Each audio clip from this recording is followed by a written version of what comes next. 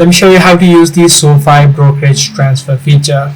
Now this feature within SoFi is called the Automated Customer Account Transfer, or also known as ACATS.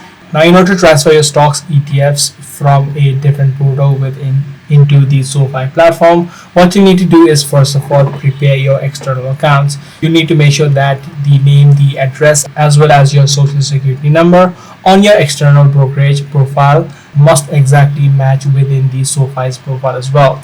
You can also try to get a copy of your most recent external brokerage statements.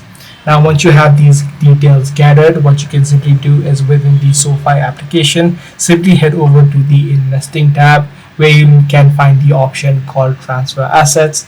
And then you need to simply select a brokerage. You can select the existing brokerages such as Robinhood or Fidelity, depending upon your case and depending upon the available options. So as I said, simply head over to the Investing tab, locate the option of linking or transferring the assets. Once everything is done and once you have uploaded your statements and chosen your type, it will take at least 3 to 5 business days, and during this window you would not be able to access your external accounts, which means your previous brokerage account.